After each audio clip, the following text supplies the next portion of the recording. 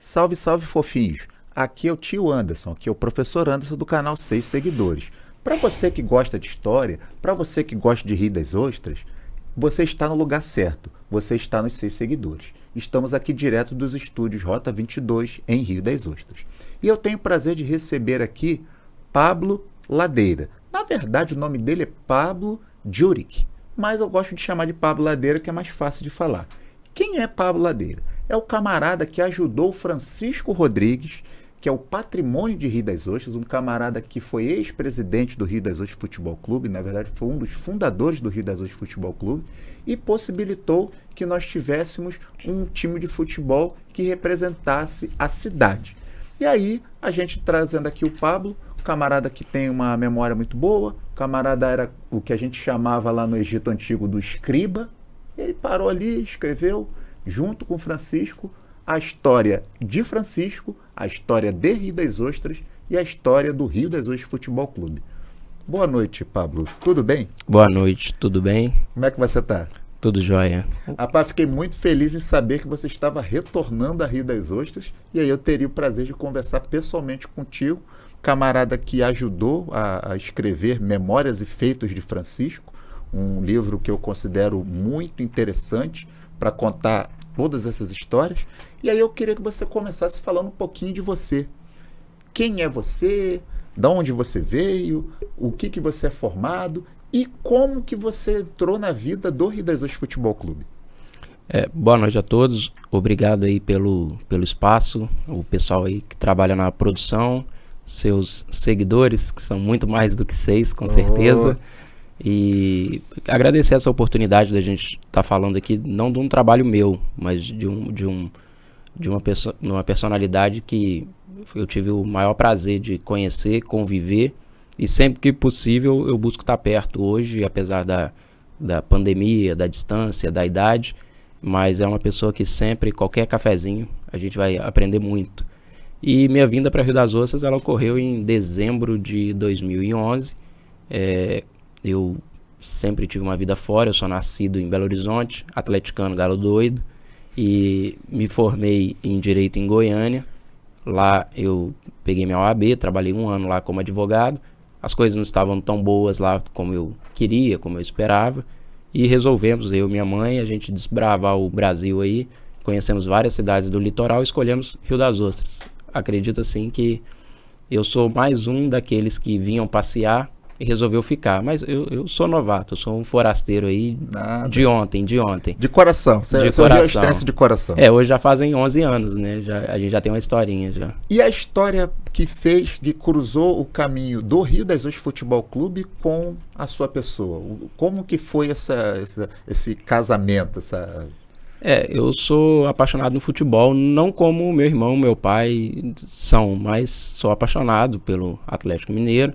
Mas eu sempre gostei muito de organizar as coisas, né? Eu tive banda, eu queria ser o diretor da banda. Eu não queria tocar, não queria aparecer, não queria nada. No futebol, talento para jogar bola, 0. Não tinha possibilidade nenhuma. Mas eu gostava daquele bastidor. Se junte ao clube, que também talento não tem. Eu gostava daquele... Quando eu li a matéria, o diretor de futebol deu um chapéu no outro, comprou o jogador, negociou, viajou e contratou, assinou contrato. Eu gostava daquilo, ou de gerenciar a carreira. Eu sonhava com aquilo, com aquela realidade, antes de eu conhecer o futebol como ele realmente é, porque a gente sabe que aquela realidade Série A, Premier League, aquilo lá é 1 em 1 milhão. É outro mundo. Em 1 milhão. E eu queria viver essa realidade do futebol do dia a dia, uma Série B, uma Série C, um campeonato, uma Copa do Brasil, e sabe-se lá, um dia esse clube avançasse por uma posição de destaque, eu ter meu nomezinho naquela história, porque isso é feito com roupeiro, massagista, cozinheiro, assim, são muitas mãos, muitas histórias ali por trás para aquela bola entrar dentro do gol. E eu sou apaixonado por esse bastidor aí, tática e técnica não. Treinador de futebol, médico e advogado, todo mundo tem um pouco, né? Claro. Mas a gente dá aquela opinião, a gente xinga e torce, mas eu queria viver esse bastidor. Eu passava na rodovia Amaral Peixoto, via aquela fachada, Rio das Ostras Futebol Clube, sabia que era um time federado, né, registrado na federação, e eu tinha aquela vontade de entrar, mas nunca entrei. Participei da primeira eleição minha em Rio das Ostras como advogado em 2012, conheci um advogado, na época um colega, né, de profissão, e ele falou, vou te apresentar o presidente do clube, o senhor Francisco do Nascimento, não é Francisco Rodrigues, Francisco do Nascimento. E eu fui na loja, uma loja dele que já estava fechando, fui lá nos fundos, bati um papo com ele, e ele me convidou para fazer parte da diretoria ali, participar, ajudar. Era um tempo bom, porque quem queria ajudar já era assim, você começa amanhã e pode vir para dentro. E abriu as portas para mim e me inseri no Rio das Ostras Futebol Clube dessa forma. Conhecendo ele e ele me convidando, fui para lá participar de praticamente de todas as atividades. Legal. E quando surgiu a ideia de escrever o livro, Memórias e Feitos de Francisco? Eu vou agora, antes de você responder, para a Lente da Verdade, pela primeira vez, depois que me disseram que é o Clodovil lá que faz essa tal dessa Lente da Verdade, né? Então, vamos para a Lente da Verdade. O livro, para quem não conhece, é esse aqui, Memórias e Feitos de Francisco. Um livro muito bacana, um livro que ricamente ilustrado, com muitas fotos coloridas. E da onde que surgiu a ideia de escrever o livro? Eu estou entendendo que você começou a conviver, os bastidores do clube, começou realmente a trabalhar administrativamente pelo clube. Quando que Francisco teve a ideia, ou se você teve a ideia, outra pessoa teve a ideia de fazer o livro? Então, naquele ano, 2012, foi um ano até bastante triste para o seu Francisco e para o clube, e eu absorvi esse sentimento dele ali de tristeza ali naquele momento, porque ele estava com toda a estrutura administrativa, com jogadores treinando, inclusive jogadores que tinham conseguido acesso em 2009, como o goleiro Dida, por exemplo, e ele estava com essa equipe já pronta para disputar o campeonato da Série C daquele ano, com uma promessa de ajuda e tal, e infelizmente acabou não conseguindo, e ele fez uma coisa que poucas vezes na vida, segundo os bastidores, isso nunca aconteceu na história do futebol. Ele pegou o saldo financeiro que tinha, pagou todos os atletas e falou que o sonho estava acabado, porque a ajuda não ia chegar. Mas para ninguém sair de mãos vazias, ele abriu mão de todo o recurso que ele já tinha conseguido para ajudar, pagou os jogadores para dar tempo para esses jogadores conseguir jogar em outro clube. Então foi um ano triste, assim, ele desolado, porque se tivesse do bolso o valor certo, ele certamente teria ido à frente para não decepcionar essas pessoas. E isso foi muito triste. Dali para frente, a gente começou escrevendo artigos em jornais, quando tinha oportunidade. A gente tinha um jornal vinculado ao filho de um grande amigo nosso, você já o entrevistou aqui. E nesse jornal eu tinha um quadro do meu artigo, o seu Francisco tinha um artigo dele. E com o tempo ele falou, Pablo, eu quero escrever um livro. E na verdade não é um, ele queria escrever 3 livros. E esse livro, Memórias e Feitos de Francisco, seria só o primeiro. Só que quem conhece o Francisco sabe a personalidade, a verdade nas palavras, na forma de agir, de conversar. Não tem meia palavra com português, não. Ele é curto e grosso. Papo reto. Papo reto, demais. E é uma pessoa que não tem, a gente não acha gente para falar mal. Não tem. A franqueza absurda e a sinceridade sem tamanho. Então ele tentava até se segurar muito, tanto quando escreveu isso, quando pretendia escrever os outros. E ele sentiu que no jornal ele poderia ser prejudicado em algum momento, não queria que o clube ficasse prejudicado. Aí ele para de escrever para o jornal e começa a botar no papel para fazer o livro, para catalogar pelo livro. Porque várias coisas aqui, se saísse na modalidade de artigo de jornal, poderia causar um ciúme, um atrito político e às vezes uma gestão ou outra do município interpretar como uma afronta. E as pessoas aqui na cidade têm muito medo disso, muita reserva quanto a isso. A gente quer sempre estar amigo da gestão, das pessoas que fazem política, ninguém quer ficar contra, né, de maneira nenhuma. Então ele tinha essa preocupação de não prejudicar o clube, no qual ele ainda era o presidente, por um sonho pessoal. Então ele abriu mão dos artigos para fazer o livro. Então, na verdade, o livro foi uma forma que ele encontrou de ter mais independência, né? Quer dizer, ele poderia escrever o que quisesse, ele não ia comprometer o dono do jornal, enfim, o meio de comunicação que ele fosse falar alguma coisa. Não, agora eu vou fazer o meu livro e lá eu vou poder escrever o que eu vou ter um pouco mais de liberdade para escrever. Sim, foi uma vitória para ele por isso. E ele financiou sozinho todo o projeto, maravilhoso. O Tomás foi a pessoa que diagramou e eu fiquei responsável por essa digitação.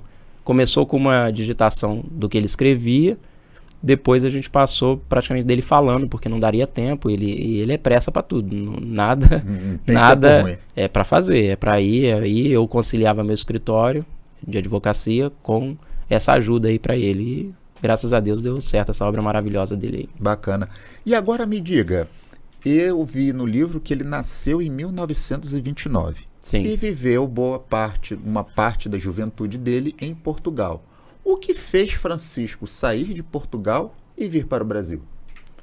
Uma das maiores características que eu me identifiquei com o seu Francisco desde quando eu conheci é sonhador e ansioso. Ele demais. Então ele era uma pessoa que queria ver resultados rápidos. Isso o fez ao longo da vida ter mudanças drásticas e rápidas. A vivência dele do nascimento no norte de Portugal, lugar muito frio e tal, ele chama de vilas, quintas, são as expressões portuguesas, né? Depois a família muda para uma região mais centralizada, em Vila Nova, perto de Viseu. Hoje, tem até um paralelo, ele imigrou para cá e hoje ele tem neto que imigrou para lá. Fez esse inverso. E falava-se muito, depois dele ter servido o exército, na juventude, falava-se muito desse movimento migratório de portugueses para o Brasil. Brasil, terra promissora, terra de se imigrar para ganhar dinheiro. Olha que curioso. Né? Anos 50 a gente vivia pleno emprego. Você ter um cidadão europeu, né, de nascença, com a porta aberta para toda a Europa, falar, não, o novo mundo é a América do Sul. E aí vinham essas imigrações. E imigração, eu estava até relendo algumas partes hoje para me preparar melhor para estar aqui. Eu fiquei pensando porque eu vivi uma imigração também. Em um ano da minha vida eu fui também para os Estados Unidos, fiquei um ano lá sonhando com coisas novas, mundos novos, desbravar cultura nova. E eu fico pensando o que passa na cabeça de uma pessoa que deixou um filho pequeno, a esposa, para vir primeiro, para se estruturar, para depois trazer essa família, numa viagem de navio, 2.000 pessoas, 10 dias. É aquela coisa bem Titanic, sabe? Bem Terra Nostra. E vinha todas essas naturalidades europeias num navio em busca dessa coisa nova, desse mundo novo, o que era? Aí você chegar no Rio de Janeiro. E aí a gente tem que pegar a imagem, né, da internet para ver que Rio de Janeiro é esse que eles viam. Porque hoje você quer emigrar para qualquer lugar, você bota no Google Street lá, você vai ver aonde que eu vou morar, onde que é a casa que eu vou alugar. Qual é a rua? Você escolhe tudo, qual o metrô que tem. Você imagina naquele tempo, correspondência por carta, foto, raro. Como decidir isso? Então, respondendo a sua pergunta, acredito que foi esse sonho dele, essa coragem de desbravar mundos novos, e ansiedade para colher resultados, porque ele tinha servido o exército 2 anos, deve ter saído sem perspectiva, não era aquilo que ele queria, e aí ele veio pro Brasil buscando isso, e trabalhou de tudo aí que a gente vai falar aí, né, nessa chegada. Uma parte que eu achei interessante do livro foi quando ele falou que ele poderia ter continuado no exército, ter seguido carreira, ele optou por não ficar, e tinha a perspectiva dele ir para o exército colonial português, porque nos anos 50 ainda tinha colônias portuguesas, Sim. em Angola principalmente.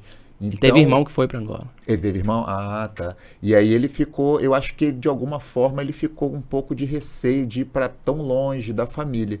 Mas ao mesmo tempo, quando, né, me passou no livro uma questão de realmente essa questão que você falou da Terra Prometida, né? Quer dizer, imaginou-se que viria para o Brasil uma nova realidade, uma nova perspectiva econômica. Então, de repente, ele imaginou, e eu acredito que ele foi bem sucedido nessa empreitada, né? Absolutamente bem sucedido. Acho que onde pisou, fez bons negócios e dá lições de vida aí de toda a trajetória dele. Para mim, não errou em nada. E me diga aí, à medida que ele chega no Brasil, o que o Francisco não fez?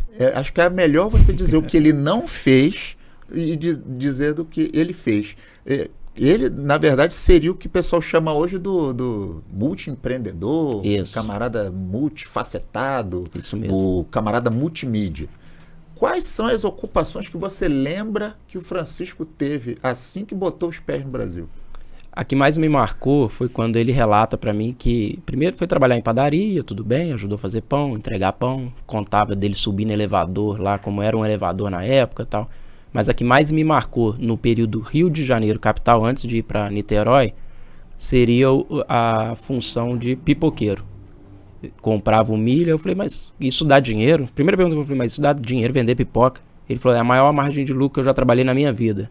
Você compra o milho, o óleo, fritou, estourou a pipoca lá e acabou. E ele conta, ele vendia na porta do Cine Rocks, salvo engano, em Copacabana. E todos aqueles cinemas que eram clássicos, né? Os cinemas de rua naquela época, era a balada, né? O point, era a referência, né? Cinelândia, né? Era o lançamento ali. Era o lugar nobre do Rio, né? A alta sociedade, aquela pipoquinha dele ali era o que ele levava o sustento para a família. E ele relata que um dia do jogo do Brasil, acho que quando o Brasil foi campeão, salvo engano, da Copa de 70. 58? Eu não sei, de Pelé, dessa Copa. 58, Pelé. E então ele vendeu tanta pipoca nesse dia. Ele ia lá, comprava o milho, voltava a abastecer. Ele virou à noite vendendo pipoca nessa festa de rua, nesse carnaval de rua que se formou com o Brasil campeão. Mas mesmo assim, não satisfeito, foi para motorista de ônibus, depois dono de empresa de ônibus no Rio, fazia a linha Ipanema, Leblon, mais ou menos essa região. Depois ele vai para Niterói, comprando um ônibus também, compra um posto de gasolina, até que ele também não está satisfeito e quer mudar. E essa mudança para Rio das Ostras? Eu entendi que quando ele chegou no Rio foi realmente um novo mundo, mas ele de alguma forma ele estava conseguindo se estabelecer, ele estava conseguindo tocar os negócios. O que deu na cabeça de Francisco que veio parar em Rio das Ostras? Hoje a minha opinião pessoal é que ele tem uma natureza empreendedora e de transformação. Eu acho que se não for para estar num lugar que ele faça a diferença, ele prefere não estar. E num centro urbano, Rio de Janeiro e Niterói... Pouca visibilidade. Já tem tudo ali, nada é novidade. Aí ele vai montar uma banca de revista, é mais uma. Ele vai montar uma pipoca, ele é mais um, tal. E quando ele vinha passear Aruama, Barra de São João e Rio das Ostras, e ele via que não tinha nada, como o senhor falou, era difícil o que tinha, né, na época. Então não tinha nada. Qualquer coisa que ele trouxesse aqui, ele seria o pioneiro. Bastaria ele ter a visão. E fora que aqui ele conseguiu, primeiro morou no apartamento, a gente vai falar disso, mas depois no sítio dele, ele conseguiu reviver aquela realidade de sítio de Portugal, de ter um pouquinho do clima do rural, mas com acesso a poder transformar as facilidades de repente de centro urbano, começar a ter um ou de acesso para a capital também em frequência, sim. Hoje, se a gente trazer para nossa realidade, eu vejo quando a gente tem que ir no Rio resolver alguma coisa, eu sempre olho e falo assim, gente, quantas pessoas hoje pega estação central do Brasil, trem, baixada, tal, e como deve ser difícil para essas pessoas encarar essa realidade de ônibus, horário e tal. Eu não sei o que faz não mudar para o interior, assim. Porque isso me incomoda muito, eu penso... Qualidade de vida, né? As pessoas perdem a qualidade de vida por conta do transporte. Ganha menos, mas hoje em Rio das Ostras, por exemplo, nós somos muito privilegiados, uma cidade maravilhosa. Nós não temos nenhum bairro aqui a mais de 10 minutos de carro da praia, porque a cidade cresceu ao longo da costa. Ao longo da Amaral Peixoto e ao longo da praia mesmo. Então, assim, no Rio, uma pessoa rica, né, que mora em Nova Iguaçu, mora em Duque de Caxias, para ir para a praia, ela vai pegar um trânsito, qualquer que seja a condição financeira que ela tem. 30 quilômetros. Aqui nós, assim, se a gente não tiver dinheiro nenhum, nós vamos para a praia e vamos pensar na vida e ter uma ideia para revigorar as energias e encarar a segunda-feira. Nós somos privilegiados por isso, então acho que tinha um pouco dessa característica de viver o conforto do interior, mas sem perder aquele acesso, aquela conexão com os centros urbanos, trazendo as novidades, porque aí é a visão empreendedora dele. Entendi. E aí quando a gente começando a falar efetivamente do Francisco, quando a gente fala dos órgãos públicos, para minha surpresa, eu só tinha a imagem dele como político.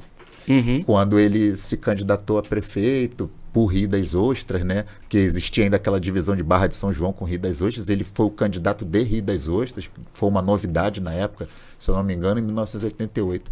Mas o que me surpreendeu no livro foi mostrar que ele tinha sido fiscal de obra e assim, como ele tinha essa relação com o poder, né? E também a questão do Senadinho, né? Conta um pouquinho aí para a galera a questão do Senadinho e esse período aí que ele foi fiscal de obra, enfim, trabalhou aí pela prefeitura antes de tentar ser um prefeito. Que na verdade eu vi claramente que ele tentou ser prefeito, mas para poder levantar a bola de Rio das Ostras. Com certeza. Na verdade, quem perdeu com a não eleição do Francisco Nascimento foi a cidade, não foi ele. Eu brinco que eu falo isso para ele, eu falo assim, você pode ter certeza que o senhor não perdeu a eleição. A cidade perdeu uma grande oportunidade de ter um homem da sua envergadura à frente do município, com a sua visão, com a sua... Na verdade ele ia ser prefeito de Casimiro, né? Ele ia cuidar de Rio das Ostras e ia cuidar de Casimiro e de Barra, né? Ele ia cuidar disso Mas tudo. O melhor era o discurso que ele ia para a eleição, como é que ele ganha a eleição. Ele falou que só ia deixar em Casimiro a igreja. prefeitura ia vir para cá, hospital ia vir para cá, que a cidade é no litoral, que lá em cima só ia ficar a igreja que ele ia deixar, não ia mudar não. Não tinha condição de ganhar, tinha como ganhar com esse discurso, porque Casimiro é lá, né? A gente sabe que aqui era distritos, anexos de Casimiro de Abreu. E ele conta dessa emancipação, dessa vontade dele pela política, porque a gente sabe que as pessoas adoram criticar o mundo político, o sistema político, os políticos em si, mas a gente sabe que tudo na nossa vida a gente depende do sistema político. Então, se você é uma pessoa boa, não gosta do errado, ocupe o seu lugar na política, porque senão alguém está ocupando por você. Isso aí. E eu acho que com essa visão ele tentou fazer a parte dele, foi candidato. E detalhe, cidadão português candidato a uma gestão municipal, com todo o impedimento que tinha para isso, para a época de tirar título de eleitor, dependia de tratado internacional. Ele dependeu de um julgamento em Brasília. Ele conta o ministro Aldir Passarinho, que esse julgamento, que foi com um amigo dele de Rio das Ostras para lá, para Brasília, buscar essa decisão judicial, que legitimou ele a ter o título de eleitor, e porque sem poder votar, você não pode ser votado. E aí que ele conseguiu registrar a candidatura dele. Foi um parto, né, para ele conseguir... Foi isso. Outra grande dificuldade foi confeccionar os títulos de eleitores de Rio das Ostras, porque os títulos eram todos de Casimiro, jamais a conta ia fechar. Quando começou a tirar muitos títulos de Rio das Ostras, tinha que trazer o juiz para vir aqui no Yacht Club fazer a entrega dos títulos. E o juiz vinha periodicamente, e num belo dia o juiz falou, não venho mais. Esses títulos aqui, tem 3.000 títulos, eles decidem a eleição. Se não vier buscar lá em Casimiro, eu não vou entregar.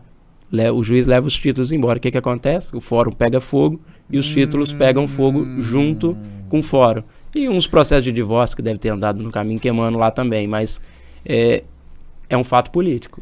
Realmente coloca Rio das Ostras nas páginas. Quer dizer que com o incêndio, né, você tem menos pessoas registradas em Rio das Ostras. E aí automaticamente você prejudica todas as pessoas que perdeu a eleição. Tinha origem política em Rio das Ostras. Porque ainda assim ele não tinha perdido de muitos votos. Ele ficou apertada a votação. Mas com esses títulos queimados e sem essas pessoas poderem votar, aí foi por terra qualquer possibilidade. Porque as pessoas eram daqui do litoral. E era litoral contra a serra, né? Contra a serra.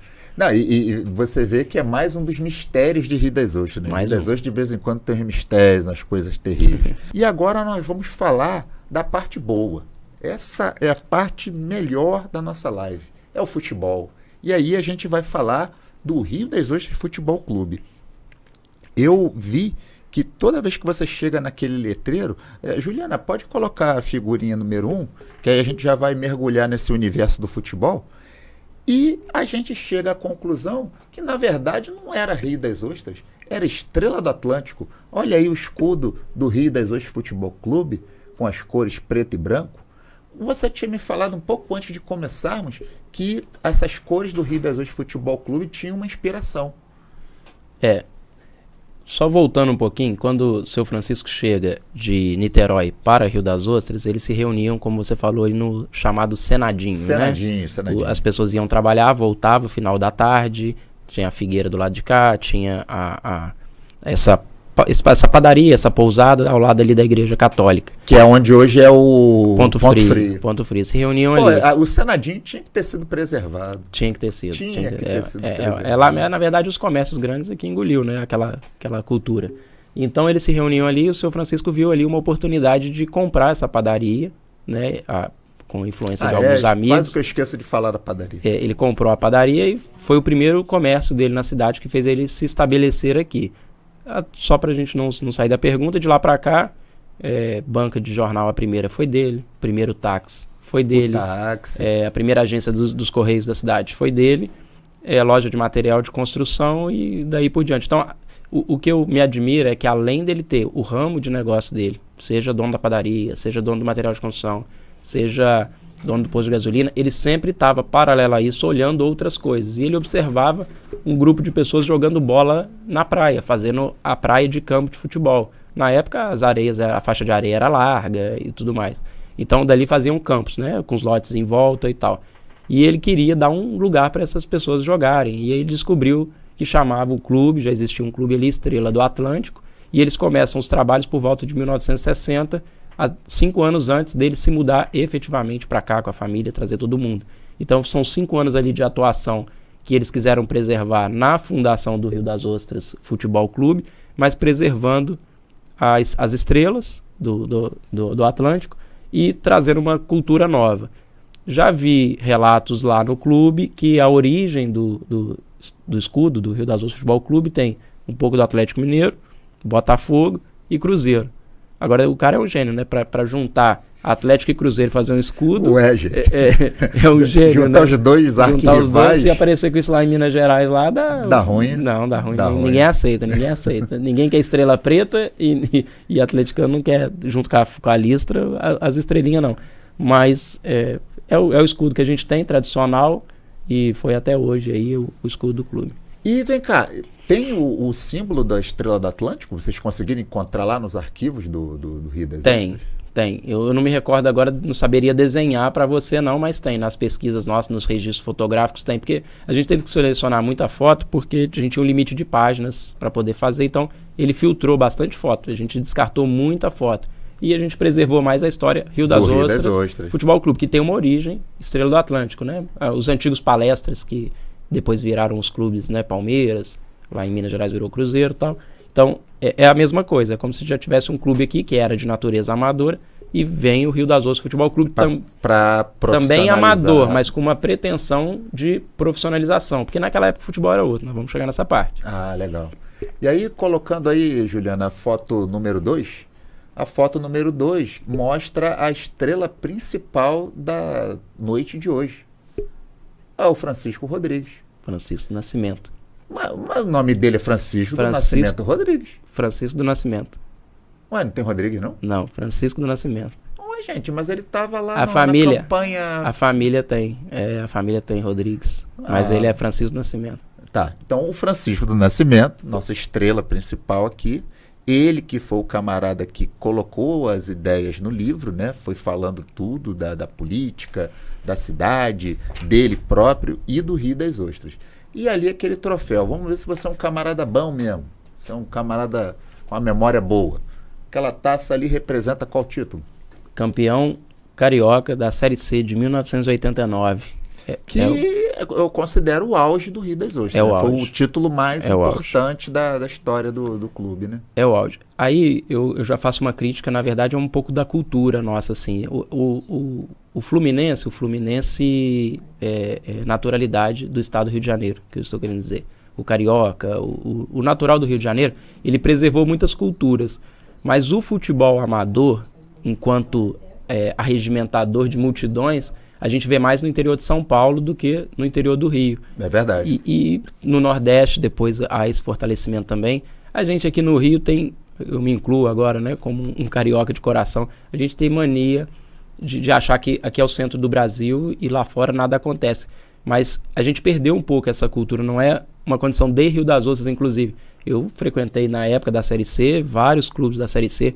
A gente vai para o Serrano lá, em Petrópolis, é triste de ver. O friburguense, a estrutura não é o que poderia ser, mas está disputando, está na ponta, volta e meia briga. Tem um presidente personalidade lá também. Mas a gente vê que os clubes, em geral, no interior do Rio de Janeiro se perderam. E você vê muito por conta da falta de estrutura. Você pega um clube, eu morei em Goiânia, em Goiás e Vila Nova lá, se você abrir o satélite aqui para ver o centro de treinamento de um clube, Vila Nova, do estado de Goiás, lá uma torcida gigante, a segunda maior do estado, só de centro de treinamento de campo de futebol oficial eles devem ter 7. Qual clube do Rio de Janeiro profissional tem uma estrutura dessa à disposição? Se demole nem o Flamengo. Nem Flamengo, nem Vasco não treina no São Januário por causa de falta. Agora tem o... Mas já treinou. Botafogo não tinha, então...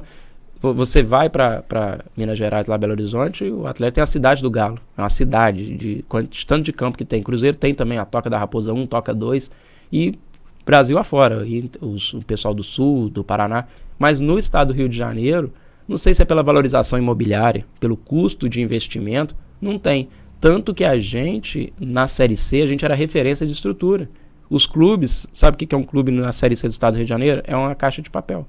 Aqui está aqui meu estatuto, está aqui minha ata, está aqui tudo, eu quero disputar a competição. Mas você vai jogar onde? Então é comum você ver, às vezes, um clube de São Fidélis vai jogar em Araruama. Porque não tem estádio. Fica trocando sede, não tem estádio, não tem local para treinar, ele depende de acordo de empresariado. Então eles ficam vendendo ou alugando esse CNPJ e esse direito federativo que ele tem junto à federação para aparecer em outro lugar. E quando a gente ia na federação, eles olhavam para a gente e falavam: como é que vocês não estão na Série A? Porque vocês têm arquibancada, vocês têm vestiário, vocês têm alojamento, vocês têm quadra, vocês têm piscina, vocês têm campo society, caixa de areia e campo profissional liberado pela federação. Como é que esse clube, Rio das Ostras Futebol Clube, não está na Série A? Nós somos, mal comparando, o São Cristóvão, do interior, que era um clube tradicional da capital, revelou Ronaldo, fenômeno. Tem estrutura. Então, é uma tragédia futebolística, se a gente pode chamar assim, o Rio das Ostras Futebol Clube não protagonizar nesse cenário. E aí eu faço meia-culpa, não é culpa só da gestão dos clubes, nem só da federação, um pouco da população. Porque nesse tempo que você citou, um jogo de Rio das Ostras contra um time de Barra de São João, todos os carros daqui estavam lá. Arquibancada lotada, você vê as fotos do título de 89. Hoje, se a gente fizer um jogo lá, Rio das Ostras contra Campos, contra Goitacazes, o Serra Macaense, não vai dar 10 pessoas, 20 pessoas na arquibancada. Se bobear, os parentes de jogador da região vai lá assistir. E só. Porque quando eu sonhava, eu pensei, poxa, se eu arrecadar tanto de ingresso, eu fazia a conta, quanto de ingresso que eu tinha que arrecadar para pagar o borderô para o time jogar. Meu sonho era ser o presidente do Rio das Ostras Futebol Clube. Um dia, se Deus quiser, ainda posso tentar. Mas eu fazia essa conta. É fácil, é só a gente vender tanto de ingresso, arrecadar tanto de patrocínio. Gastou tanto com luz. O patrocínio é quem gosta e ama. Por retorno, hoje, a gente não tem. E por ingresso, essa visibilidade. Então, assim, a cultura da cidade, infelizmente, se perdeu. A gente teria primeiro que resgatar essa afinidade do cidadão riostrense com o seu clube, para depois a gente pleitear um espaço de disputa, de competição. É assim que eu vejo. Que a estrutura tem. Sim, porque aí você vai ter o interesse do empresariado em patrocinar e ver sua marca exposta ali para ter esse respaldo de... Isso vai dar visibilidade, o estádio vai estar cheio, vai divulgar, vai aparecer.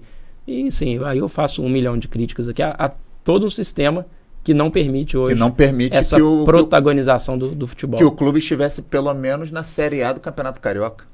Pelo menos na Série A do Campeonato Carioca poderia ter seria um auge para a gente estar na Série A do Carioca, disputar as primeiras fases da Copa do Brasil e beliscar uma Série C do Campeonato Brasileiro. Seria a agenda perfeita. Seria o ideal, né? Para o clube, que é o que o Cabo Friense faz, é o que um clube do interior é Volta possível Redonda, fazer. de vez em quando vai ali, belisca ali a Portuguesa Carioca. Portuguesa Carioca chegou, acho que na terceira fase, foi eliminada agora pelo Corinthians. Não, e recentemente houve esse investimento na Copa do Brasil, né, com essa premiação maior, a brincadeira dos torcedores faz o Pix aí, classificamos e tal.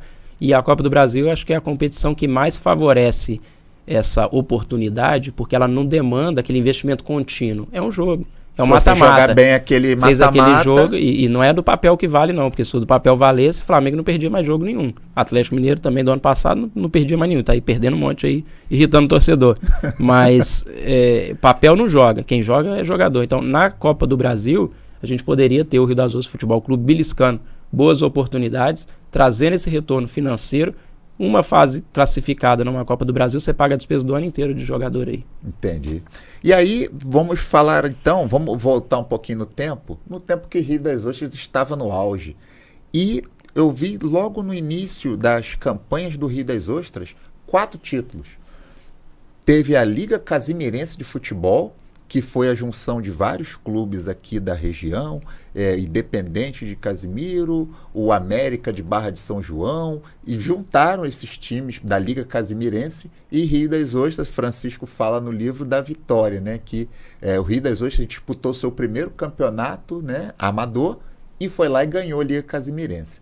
Logo depois teve 2 campeonatos, que foi o campeonato da Costa do Sol, que era como se fossem as cidades da região dos lagos, só que no livro ele deixa claro que é de Niterói a São João da Barra, e Rio das Ostras ganhou 2 campeonatos seguidos dessa torneio Costa do Sol. E um outro torneio, que foi um torneio que reuniu todos os times do interior do Rio, né? No caso, o estado do Rio, né? Porque ainda tinha a divisão de Rio com Guanabara. E foi um campeonato também. E você nota que a qualidade dos jogadores, a qualidade dos elencos que Rio das Ostras montou, principalmente ali no início dos anos 70, acho que foi a diferença. Porque você via um time amador batendo de frente com outros times amadores da região e ganhando tudo. E você vê no relato do livro a alegria do Francisco em ver que o Rio das Ostras, mesmo sem tanta estrutura, mesmo sem tanto recurso, mas a qualidade dos seus jogadores, do técnico, enfim, fazia eles ganharem os campeonatos. E aí teve uma hora que ele falou que um político, se eu não me engano, Flávio Palmier, ele doou o time de camisa, aí quando o Rio das Ostras foi jogar contra o Macaé, perdeu. Aí falou, agora que melhorou um pouquinho, tem um uniforme novo, o pessoal vai lá e perde o jogo. E aí, quando você fala desses, vocês falam nesses 4 primeiros títulos, você começa a ver uma luz no fim do horizonte. Você começa a ver um Rio das Ostras assim forte. E esse processo, eu vi que ele foi interrompido, mas não foi encerrado quando teve a fusão do Rio com a Guanabara. Porque enquanto o Rio das Ostras estava no estado do Rio, no antigo estado do Rio, ele disputava esses títulos, ganhou esses títulos todos. E quando teve a unificação da Guanabara, que é a capital, com o estado do Rio, eles vieram com umas exigências e exigiram que Rio das Ostras não pudesse se cadastrar, porque Rio das Ostras não tinha 100 mil habitantes. Isso. E aí tiveram que fazer uma sede provisória em Niterói para continuar disputando. Eu imaginei, quando cheguei nessa parte do livro, que o Rio das Ostras ia cair. Mas, por incrível que pareça, a partir de 75, 76, o clube ele continuou forte. A que você acredita o fato do clube ter continuado forte, mesmo quando teve essa junção de ligas e o Rio das Ostras foi obrigado a se profissionalizar? Então, eu acredito que o raciocínio meu completo, se eu conseguisse passar, demoraria pra gente esgotar as possibilidades, 1 hora aí de live aí pra gente falar só sobre futebol. Eu já falei com a produção que vai ser 3 horas e meia de live, que eu tô falando de história, tô falando de futebol. Não tem comparar, vamos ficar até 4 da manhã aqui já. De tática, não falo nada, até que já falei isso, mas essa parte administrativa, isso me incomoda, me traz muita alegria e muita tristeza ao mesmo tempo, porque eu tenho dúvida de dizer que o Brasil hoje é o país do futebol. Para mim, se o Brasil fosse o país do futebol, tinha que distribuir bola de futebol igual distribui preservativo em posto de saúde, tinha que distribuir bola de futebol em Secretaria de Esporte. Tinha que ser à vontade, tinha que ser pelo que a CBF arrecada, a Federação do Estado do Rio de Janeiro arrecada com uma competição, tinha que ir em comunidade assim e fomentar mesmo. Diz que a Alemanha, para chegar onde chegou, fez esse trabalho de base, de bairro, ter campeonato. Eu, no sul de Minas, onde eu passei uma parte da minha infância, terça e quarta era salão na quadra, pra você treinar reflexo e tudo, e sábado era campo. Os mesmos jogadores, os mesmos atletas, eu era os menores, 87, 88, era a nossa chamada. Então, hoje, eu não quero pecar nem ser injusto com ninguém, mas se eu tiver um filho, não tenho um filho, só tenho 2 filhas, mas se ele quiser jogar um futebol, ele vai pra onde?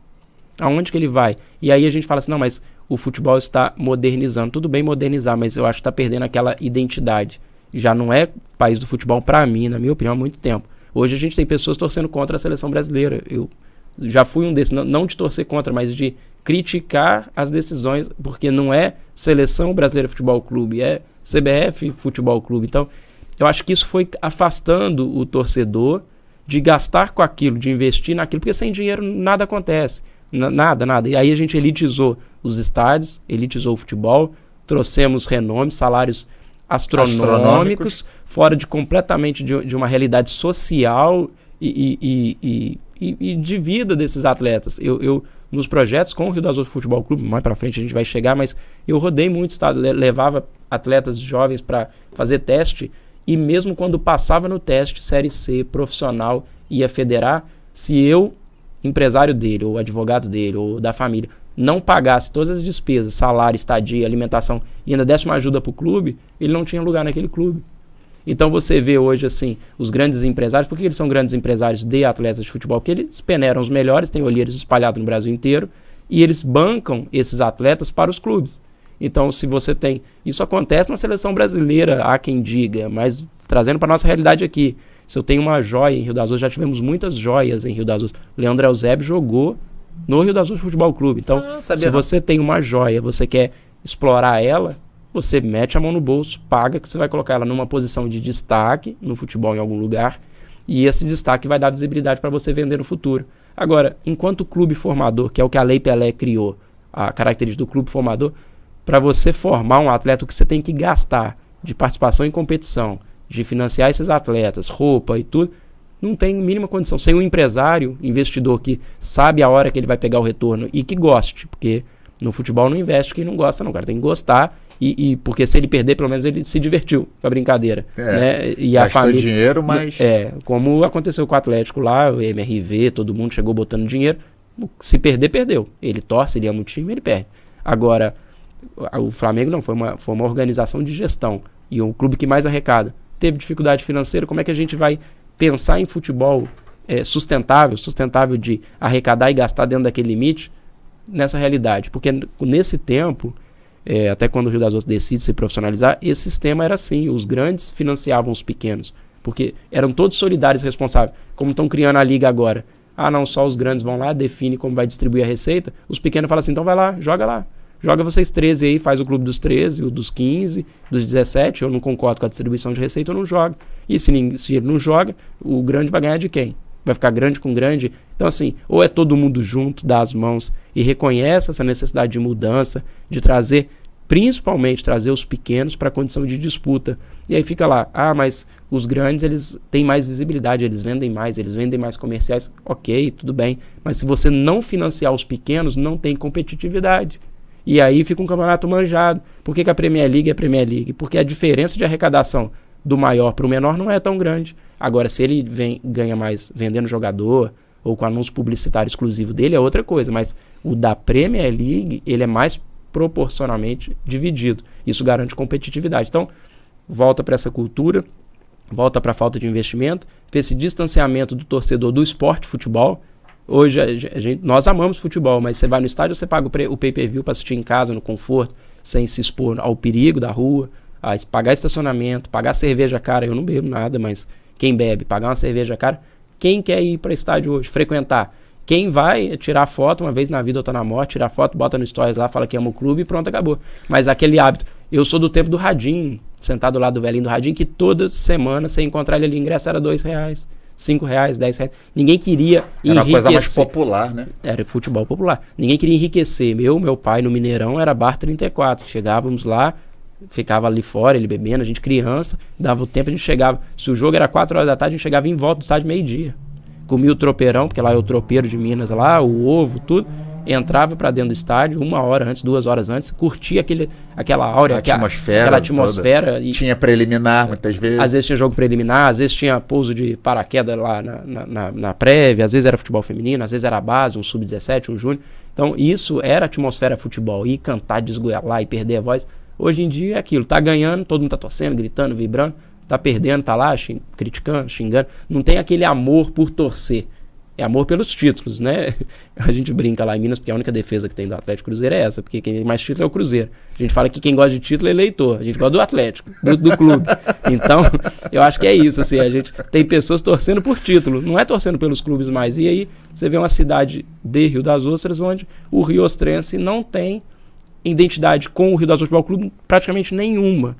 E quem tinha, se não perdeu, guardou numa caixinha de lembrança, que ele não tem por que botar pra fora, porque não tem campeonato nem de cuspe. Pra ele ir lá e gritar, torcer e vibrar. Falar no nome da cidade. Eu teria uma vontade, mas é a paixão, né? Quem gosta não tem jeito. A gente se desdobraria, tanto como presidente do clube, quanto um gestor do município, ter uma visão, eu tenho um projeto, um sonho para aquilo ali. No futuro a gente fala disso ou vê isso, mas que tem caminho, porque a história tá aí. Então você acredita que essa solidariedade que existia dos grandes com os pequenos possibilitou que o Rio das Ostras, mesmo com a profissionalização forçada, ele conseguisse se manter ali disputando com o pessoal? Eu vou te dar um exemplo da importância, assim, é uma coisa que eu vi nesse ano de 2012, que a gente ia disputar em 2012, foi minha primeira chegada. Eu cheguei em 2011, em 2012 já estava aqui, eu não era diretor, não, eu era um gerente administrativo de um clube que ia disputar uma competição. Chegamos na Federação do Estado do Rio, o presidente era Rubens Lopes, e no meio de um arbitral, o arbitral reunia todos os clubes para votar em que condições haveria essas disputas. O Rio das Ostras Futebol Clube tinha umas taxas lá para pagar e tudo, para poder disputar, estava em dia, parcelou e tudo mais. E aí botaram em votação uma cláusula X lá do arbitral. E aí, quem não conhece, Flamengo tem, exemplo, vou dar um número aqui aleatório, 70 pesos o voto dele, depois Vasco tem 50 e pouco, Fluminense 30 e pouco, Botafogo 20 e pouco, os da Série B 10, 12, 1, tal, os da Série C, cada fala é um voto. No meio do arbitral, o senhor Francisco Nascimento pede a palavra, levanta, e não teve Flamengo, Botafogo, Vasco que o interrompesse, mandasse ele parar, não, porque ele é clube fundador da Federação do Estado do Rio de Janeiro. Isso. Ele é o Clube Rio das Ostras Futebol Clube, ele é clube fundador de quando há essa unificação e essa criação da federação. Então eu olhei para aquilo, eu vi o respeito, porque estava lá Flamengo falando uma coisa e Botafogo outra e votando e tal. E se os grandes decidem uma coisa ali, nem se juntar os votos do pequeno tudo. Se você não puxar um grande para os pequenos, já era. Os 4 clubes eles mandam na federação. E Vasco mais, né? Porque o cara era vascaíno muitos anos lá e tal. Mas ele fala, Caixa d'Água, antigo presidente, depois Rubens Lopes, Eurico Miranda, Rubens Lopes ligado a ele. Mas havia essa solidariedade. O Rio das Ostras construiu uma arquibancada de concreto, alvenaria. Hoje, para a prefeitura fazer uma arquibancada dessa, vai ter dificuldade. Licitar, orçar, pagar, iniciar a obra, aditivo de contrato e tal. Naquela época era assim, ó, vem cá, você é pedreiro, você sabe, vamos virar essa massa aqui. Onde que ele conseguiu cimento e tijolo? Ele ia na federação, batia na porta e, ó, precisamos lá de cimento, de bola. Ele ia lá, voltava com tudo. Porque não era interessante para a federação um clube aqui precisar de bola, um clube aqui precisar de arquibancada e não tem. Então a federação mandava. Qualquer ajudinha, o que você está precisando? Falei, lá vem o Francisco de novo, pedir. Manda para lá, deputado, manda o que ele precisa. Um saco de cimento, manda não sei quantos que você puder, manda 1000 tijolos, a gente tá precisando, nós estamos com obra, precisamos jogar e tal. E isso vinha. Hoje, qual foi a realidade de 2012 que eu vivenciei? Quem tá em dia joga, quem não tá não joga. Borderou, 10 mil reais. Na época, um valor que eu vou te dizer aqui, 10 mil reais. O mesmo borderô que o Flamengo pagava na primeira divisão para jogar, a gente pagava na Série C. Tanto que em 2014, salvo engano, a federação criou uma Série C amadora, ele chamou de Série C amadora, que permitiu, nessa eu joguei como presidente de um clube, a gente pegou um clube amador da cidade e disputou essa competição, e era só mata-mata, para ficar barato, e quem ganhasse ali, isso não ia pagar nada, a federação deu os borderôs, ela pagou os borderôs, para ver se algum time classificava ali e integrava a Série C, porque os que já estavam na Série C estavam tudo WO, não tem. Devido à falta de recurso. E você imagina você tomar WO porque não deu janta pro jogador. Você toma WO porque o pneu do ônibus estourou e não tinha um veículo substituto. Você toma WO porque o prefeito da cidade às vezes tinha prometido botar ambulância lá no estádio. Não é Rio das Ostras que eu tô falando. Tô falando uma cidade qualquer. E prometeu botar uma ambulância no jogo. Tem que ter ambulância com médico. E não botou. E nesse Série C amadora que a federação fez mais ou menos em 2014, salvo engano, a federação deu a ambulância com o médico, pagou o borderô, então a gente só tinha despesa de deslocamento. Deslocar os jogadores. Foi uma dificuldade pra gente conseguir, mas a gente conseguiu. E ninguém precisava ser federado, pagar a despesa de inscrição de jogador. Então já foi um refúgio pros clubes e foi legal. A gente jogou em uma cidade na Via Light ali, um clube. Tomazinho. Foi Rio das Ostras. A gente tomou 2-1 lá. Eles conseguiram que eles só queriam vir um jogo de volta. Se a gente ganhasse 2-0 lá, não teria a volta.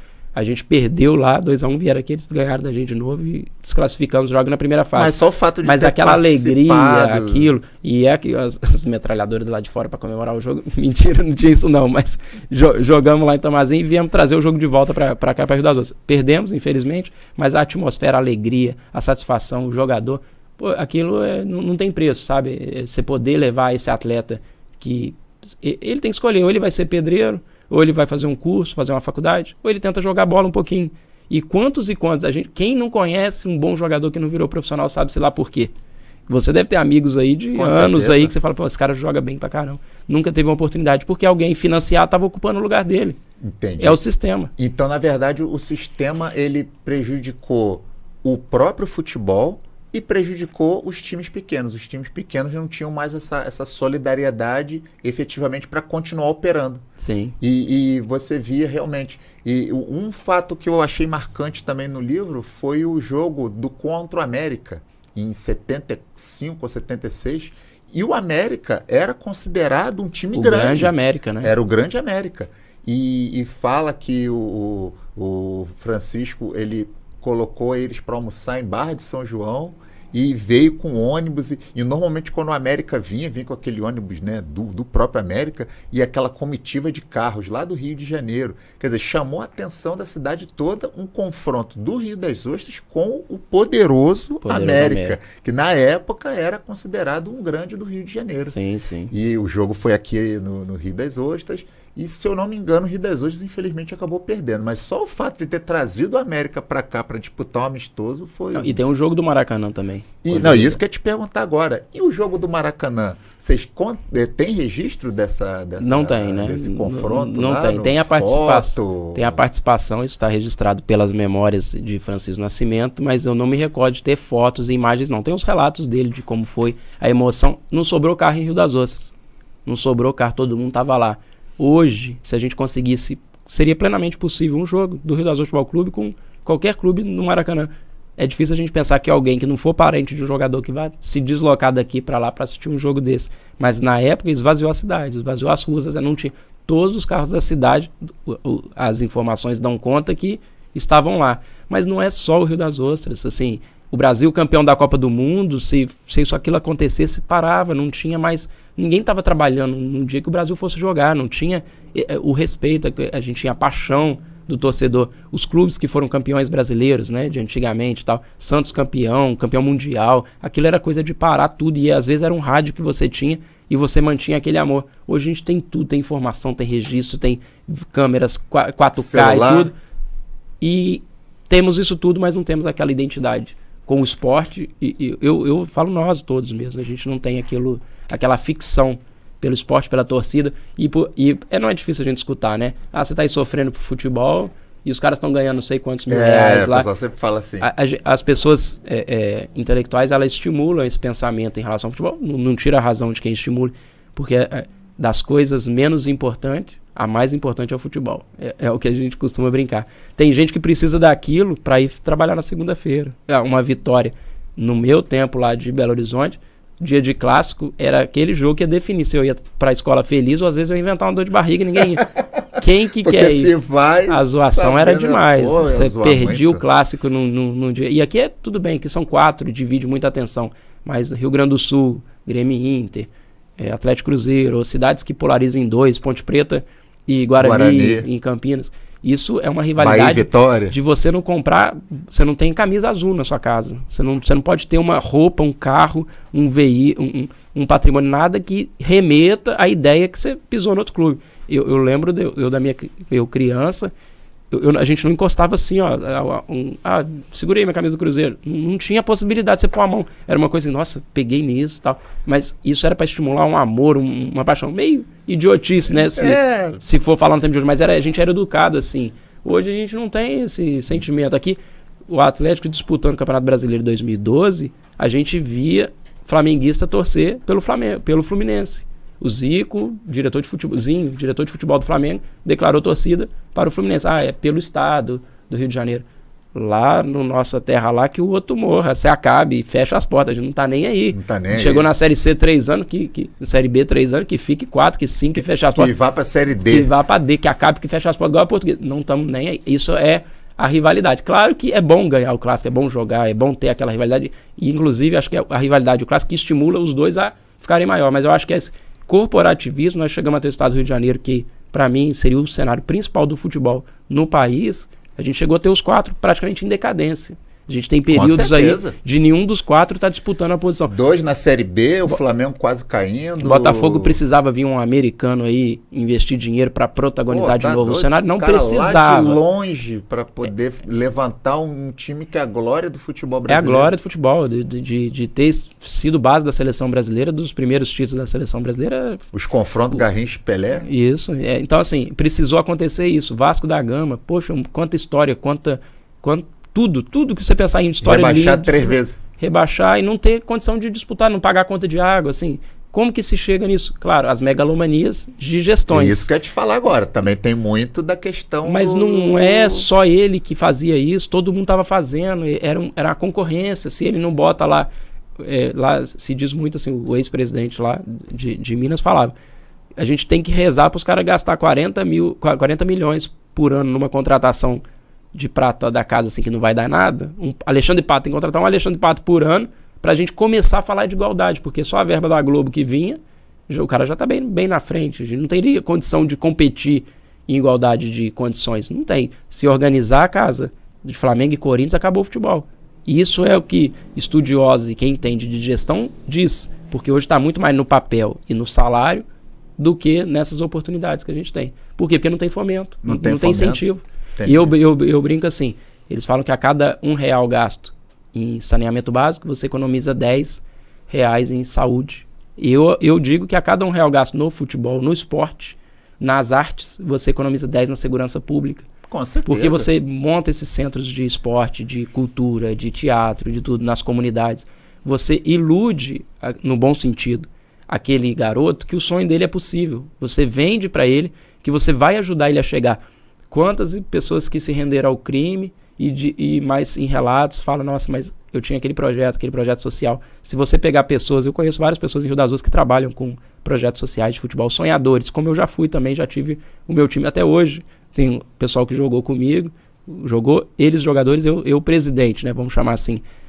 Se eu ligar para eles aqui é um carinho absurdo, porque eles têm na gente aquela identidade quase de pai, assim, é um segundo pai para eles. Pode, né? É uma adoção, porque a realidade de casa é difícil demais para eles. E a galera não vê que como a cultura, o esporte é importante nesse sentido, para você chegar e falar pro cara, meu amigo, você tem outros meios de Eu brinco assim, na hora que ele vê que não dá para ele mais o futebol, o sonho não é possível mais, o crime também não vai ser possível mais. Ninguém vai ser arregimentado por crime com 25 anos por formação, vai ser por falta de caráter. Aí o caráter já tá formado, aí ele se perde porque quer. Aí esse cara, ele é irreparável. Já perdemos ele. Mas é muito fácil a gente que tá aqui com oportunidade. Eu tive uma mãe maravilhosa, incentivo a estudar, a praticar esportes e tal. Nunca fui rico, mas nunca me faltou para comer, nada disso. Nunca vivi dificuldade financeira. Já vivemos economias, mas não nada de faltar. Você imagina uma pessoa que vive numa comunidade sem oportunidade para nada. Não estou legitimando o errado. Estou dizendo que ele é ensinado que se não for naquela forma, o tênis Nike não vai pro pé dele. Como que você tira ele disso? Não, mas no futebol você consegue. Você vai conseguir no esporte, na cultura, nas artes. E esses segmentos, eles não interessa o seu passado, quem você foi, se você tem talento, se você pode fazer o negro. Não tem... Eu brinco assim, racismo no futebol. A gente vê essas babaquices aí acontecendo todos os dias. A gente só tem que lamentar por esses seres tão pequenos, né? De fazer isso. Mas as maiores referências que a gente tem no esporte, independe da cor. Pelé, nosso rei mundial, não depende de cor. Ele era o ícone. Deve ter sido discriminado, deve ter tido esses problemas, mas ali ele se fez. Entendi. E se não fosse o futebol, quem seria? Será que o Neymar seria bonito igual ele é, bem apessoado, se não fosse o futebol? Com certeza não. Se ele estivesse vendendo picolé, empurrando o carrinho acho aí. Que nem como jogador, acho ele feio pra caramba também. É essa oportunidade que falta para a juventude, e aí é onde Rio das Ostras Futebol Clube salvaria a vida de muita gente. Fora todo outro Com retorno certeza. financeiro, porque é um mercado como qualquer outro. Para aquela bola entrar naquele gol, tem uma cozinheira, tem um massagista, tem um roupeiro, tem a confecção que vendeu, a roupa. O steward que fica lá no estádio lá para evitar briga dentro do estádio. Quem vende a pipoquinha na porta do estádio, tem tudo. Então você fomenta todas as áreas, mas infelizmente nossos governantes, eu digo a nível federal, estadual, municipal, a gente tem uma lei de incentivo ao esporte. Eu já tentei aplicar ela pro Rio das Ostras Futebol Clube. Você não é empresa que trabalha com lucro real líquido, você não acha. Não vai achar. Só a Petrobras e as grandes da Petrobras vai trabalhar com lucro real líquido que você consegue dar o seu dinheiro aqui e abater no e é tanta burocracia, é tanta ilusão, você desiste. Você não lei de desincentivo ao esporte. Não tem como são inoperantes, não tem como você converter aquilo para um resultado rápido. Ah, beleza. E agora eu peço para minha amiga Juliana passar aí as fotos dos elencos do Rio das Ostras Futebol Clube. Afinal de contas, estamos falando de futebol e nada como mostrar algumas fotinhos dos elencos, né, do passado do nosso querido Rio das Ostras. Esse aí eu considero que foi o auge. Esse aí, conta aí pra galera o que foi essa foto. Essa foto é certamente no jogo do título de 1989. Você vê a quantidade de pessoas tirando foto ali. A gente tem o ex-prefeito de Casimiro de Abreu, né, Célio Sarzedas. Tem outras personalidades ali, eu prefiro não citar para não errar, mas e você vê a arquibancada, né? Lotada. Não cabia gente. Você sabe qual que é o laudo hoje lá da prefeitura na arquibancada? Interditada, e se deixar ocupar vai ser no máximo 200 pessoas. Essa arquibancada lá, nesse tempo, entupia. Isso aconteceu no Maracanã também, não é exclusividade do Rio das Ostras, não. Como é que o recorde do Maracanã, 100 e tantas mil pessoas, do Mineirão também, e hoje não consegue caber mais do que 58, porque tem regra, distanciamento e tal. Hoje tem que andar com cinto de segurança. Naquela época todo mundo atrás, no banco de trás, verdade. E ninguém morria por causa disso, mas é isso, nunca caiu, pularam, fizeram o que aconteceram aí, tudo lotado, incentivado. Hoje já começa desde o poder público as limitações. Ah, mas não pode isso, mas não pode aquilo. Tem que ter tantas pessoas. Então isso são tudo burocracias que acabaram regramentos. cerceando os times. Vai diminuindo a importância. Então esse jogo foi o jogo da entrega das faixas aqui no estádio? Ou esse já foi realmente o jogo eu prefiro não citar para não cometer um equívoco aqui, mas certamente é do ano do título. Ano do título. Pode passar a próxima aí, Juliano. Então essa daí foi o auge do Rio das Ostras. Foi. E aí 2 elencos. Então, esse elenco aí seria o de 2009. Esse aí não, o outro, voltando. O outro seria o elenco de 2009 que conseguiu acesso também, porque o primeiro acesso para a primeira divisão, para a segunda divisão do Carioca foi com o título de 89. O segundo acesso foi numa disputa de terceiro e quarto lugar de 2009. Aquilo ali era até torcida organizada que tinha, mas aí tá o reflexo. Não preciso falar mais. Você vê o contraste quando você tinha 89, a disputa, para você ver 2009. Nós estamos falando o quê? 20 anos? 20 anos depois. 20 anos de diferença aí. Caramba. Como se perdeu, assim. E é porque não estava disputando, não. Aí estava disputando também. E disputando para chegar. Mas não tinha mais a identidade com o torcedor. Não tinha mais a cidade comprando o projeto, fazendo esse barulho. Quando eu vim e eu passava lá na porta e eu olhava, eu falei, a gente não faz porque não quer. É fácil, é só botar lá. Eu já tinha fome. Aí eu mandei projeto para tentar fornecedor de material esportivo e tudo. A gente tem que pagar o material. Ninguém dá o material pra gente, o material esportivo. Você vê jogador trocando camisa, né? Porque é à vontade, sobra e tudo. Não, se a gente quiser um material esportivo, nós temos que pagar. Na época era 30 e poucos mil reais. A largada de um campeonato bem remunerado, nós estamos falando em 400 a 500 mil reais. Jesus na do Série céu. C.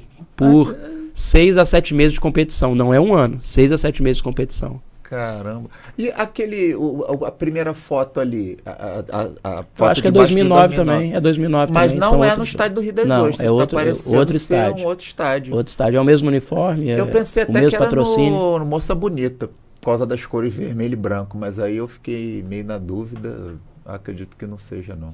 É 2009, com certeza. Passa a próxima aí, Juliano.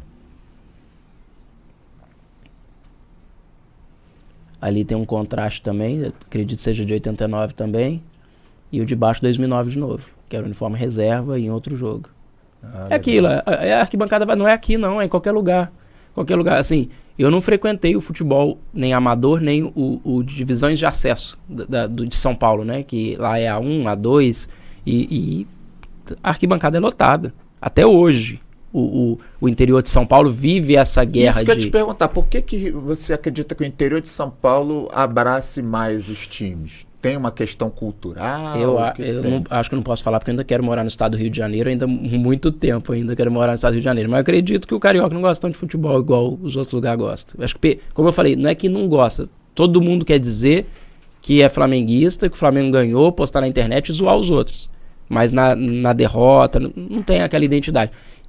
Claro que por ter 40 milhões de torcedores, você sente menos esse afastamento do torcedor com o clube. Você sente muito menos, porque dos 40 milhões, se for fanático só 2 milhões, já dá um movimento de rede social, de seguidor, de curtida e tudo. Mas se você pegar a estatística hoje, todo mundo tem rede social hoje.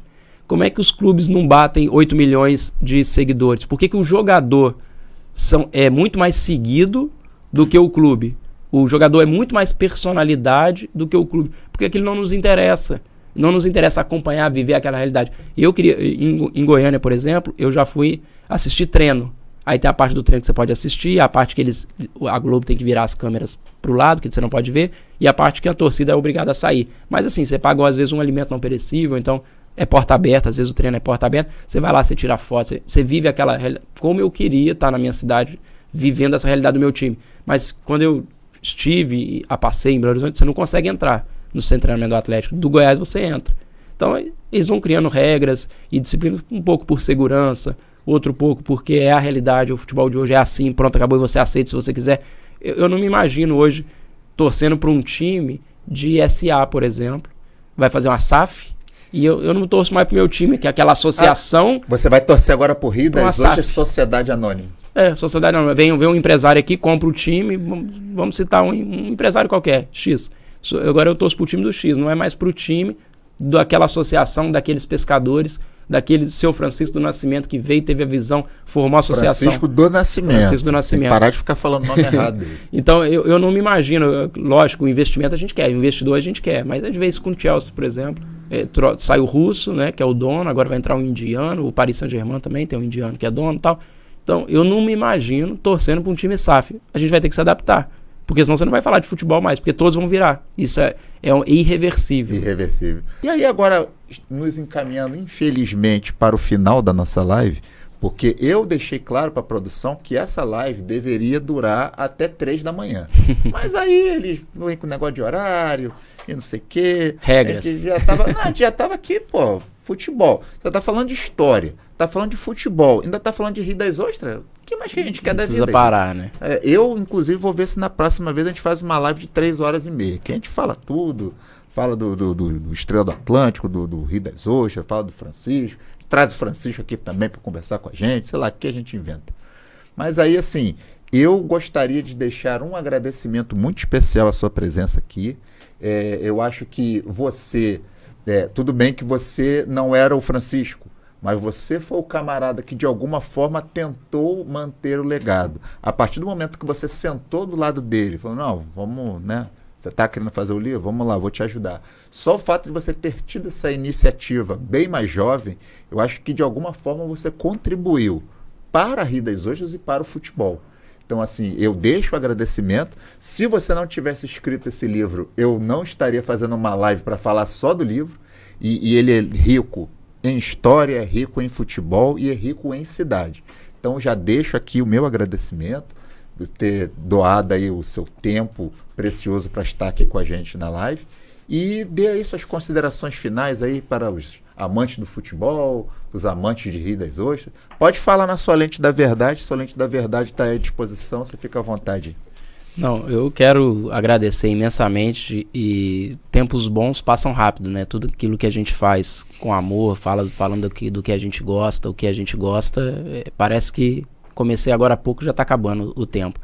E se eu pudesse hoje dar um conselho para as pessoas assim, não se perder na história. Eu não fiz história por questão que eu achava que eu não ia ganhar dinheiro, achava, né? Então, então você não estava muito errado, não. Você não estava muito errado, e fui pro lado do direito, eu sou advogado. Você fez a melhor coisa. Mas acho que a história é muito importante, eu adoro história. Os filmes, séries, livros que eu mais gosto são de biografias. Eu costumo dizer, até escrevi isso aqui no meu prefácio, que é inteligente quem aprende com os próprios erros, mas ainda quem aprende com dos outros. Então, para eu me situar politicamente na cidade, eu precisava de pessoas. E encontrei pessoas maravilhosas, mas nesse momento estou aqui para enaltecer a brilhante pessoa que o seu Francisco do Nascimento ele é.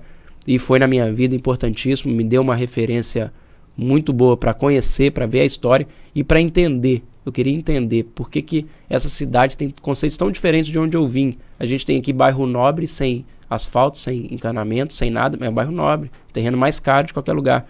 De onde eu venho, promessa de governo é asfaltar tudo até o final do mandato e não ter mais nenhuma rua sem asfalto. São conceitos diferentes assim que a gente vê. E ver a cidade assim, uma parte, claro, ela explodiu de gente, era impossível a gestão controlar a quantidade de gente que saiu aqui. E como que uma personalidade tão reconhecida, tão notória igual o seu Francisco, de querido por todos, não atingiu o êxito político? Porque, infelizmente, faltou combinar com o eleitor. Teve a história do fogo, do fórum, mas também faltou combinar com o eleitor. Então, eu acredito que quando aparecer essas personalidades, que a gente pense muito bem antes de vender nosso futuro e não apostar em pessoas que se propõem a fazer o diferente. Porque as que fazem as mesmas coisas a gente já sabe. Então, eu deixo essa mensagem aí para as pessoas. E se você tiver a oportunidade de entrevistar o seu Francisco, seja na casa dele, no sítio, seja aqui, monta uma equipe diferente, até pela idade, a dicção é perfeita, o raciocínio é perfeito, a lucidez é perfeita, mas o controle do tempo você vai precisar organizar com ele. E minha maior preocupação ao digitar tanto as escritas quanto as palavras era manter a característica como se ele estivesse falando. Então, assim, eu até faço um desafio. Quem o conhece e lê sabe que é ele falando. Não tem nada a ver com a minha característica nem de escrever e nem de falar. E nem aquela norma culta, chata de se escrever um texto, uma narrativa, uma dissertação, tal. Nada disso. É uma fidedigno a imagem dele, a dicção dele, a forma dele falar, as piadas sem graças do tiozão, aquele amigo nosso do almoço de domingo. É tudo ele, 100% ele. E, principalmente, a franqueza, a honestidade e o senso de humanidade que ele tem para tudo que faz na vida, assim. Isso é... Eu frequento pouco a casa dele hoje, vou procurar ir mais, aproveitar esse tempo, mas também respeitando, né, o momento de pandemia. Covid, e acho que isso até atrapalhou o segundo e o terceiro livro, que acho que ele tinha vontade de fazer e acabou atrasando, mas quem sabe. Não, mas agora a gente tem a tecnologia, faz a distância para não ter contato físico, tem internet, tempo. Agora dá para fazer um trabalho bacana. E aí, colocando o agradecimento aqui ao nosso amigo Pablo, muito obrigado pela sua presença, muito obrigado por você existir, porque a partir do momento que você existe, você de alguma forma contribui para o futebol e para a história, a partir do momento que você virou escriba do nosso amigo Francisco. Um grande prazer ter conversado contigo hoje, tá? Obrigado. E não fique tão aperreado, como diz o pessoal lá do Nordeste. Quem sabe você não volta aqui? Que não vai faltar história pra gente contar aqui, porque o futebol, esse futebol é terrível. Bom demais. Galera, diretamente dos estúdios Rota 22 em Rio das Ostras, estamos finalizando a live dos 6 seguidores. Um abraço a todos.